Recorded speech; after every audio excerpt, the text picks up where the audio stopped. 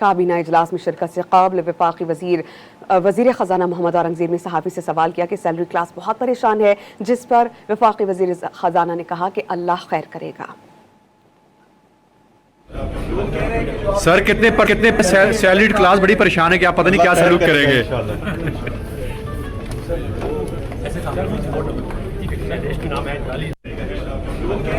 Sir कितने percent है salaried class बड़ी परेशान है कि आप पता नहीं क्या सैल्यूट करेंगे।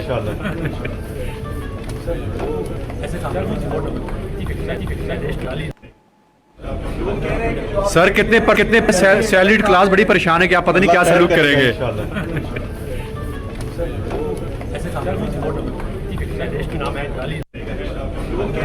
सर कितने परसेंट है सैलरीड क्लास बड़ी परेशान है कि आप पता नहीं क्या सैल्यूट करेंगे।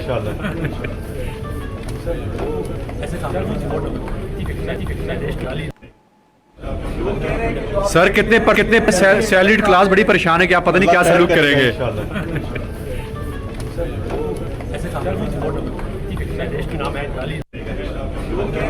सर कितने परसेंट है सैलरीड क्लास बड़ी परेशान है कि आप पता नहीं क्या सैल्यूट करेंगे।